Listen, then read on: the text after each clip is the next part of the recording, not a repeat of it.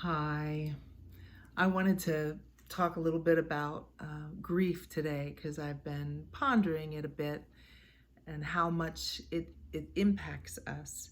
Um, the thing about what's going on in the world is that we are missing or we have lost um, a lot of things that are part of our life, our identity, our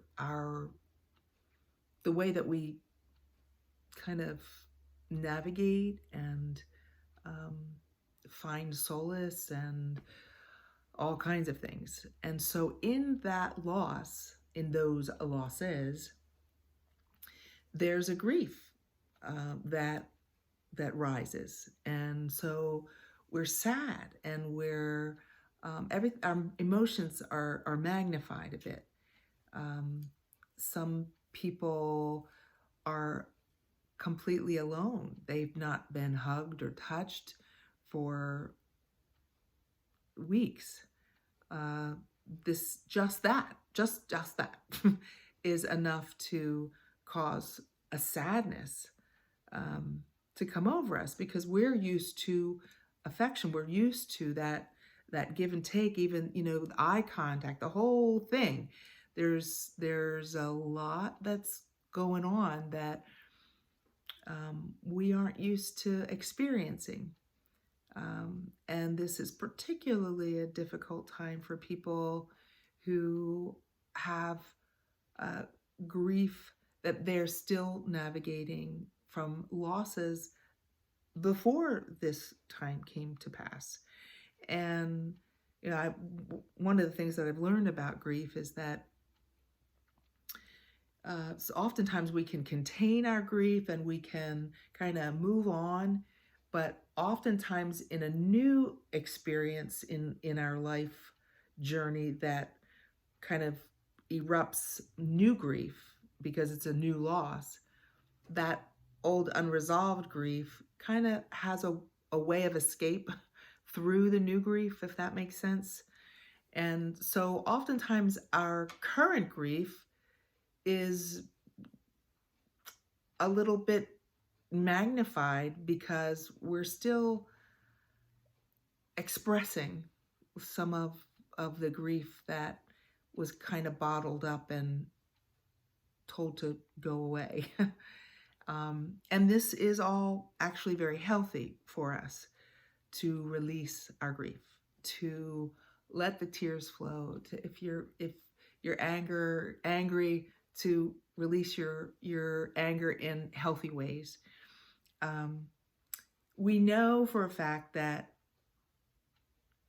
lament is actually an acceptable response to life. And the way that I guess I confirm that is through the Bible and through the Psalms. David didn't mince words. When he was depressed, he let it rip. When he was struggling, he expressed the lament to God. And so that's been something that I've really encouraged in my own life and in other people's lives that I walk with. And yesterday I was reading Psalm 13 in the Passion Translation, which, if you've never read it, it's very, very worthwhile. It just has a whole nother angle on the phrases and the language that are used. So anyway, one phrase in particular um, that really stood out to me was this ruthlessly shaking my soul.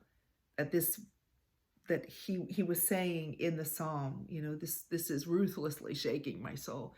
And I couldn't help but think of my dear friend who, over the course of 5 years, lost two sons. And this is cyclically, this is the time of year that she lost her sons. And so I'm mindful of her, and I thought, as I was reading the psalm, I'm just going to like capture some of these phrases that are so apropos. And this morning I just felt, I think I'm gonna see if I can get the melody that would work with those words. And I just want to send it out to Nina, who has just been so remarkable in her resilience and her clinging to God amidst deep sorrow. This one's for you, Nina.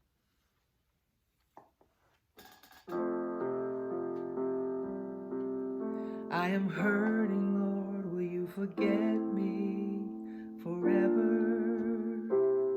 How much longer, Lord, will you look the other way? How much more must I cling to this sorrow and endure this ruthless shaking of my soul? So I can sing my song of joy to celebrate your unrelenting love that rescues and saves. I will praise your name, giving you all of the glory, for in all of this you've been strengthening my soul.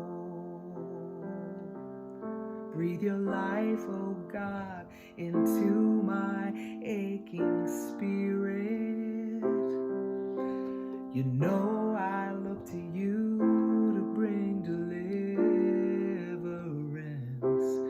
I have trusted in your kindness, so answer me.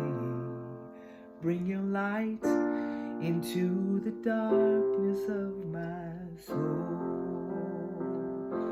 and I will sing my song of joy to celebrate your unrelenting love that rescues and saves.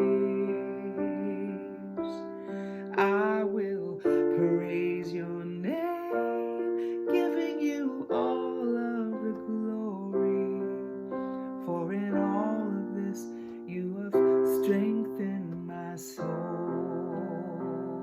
Yes, I will sing my song of joy to celebrate your unrelenting love that rescues and saves.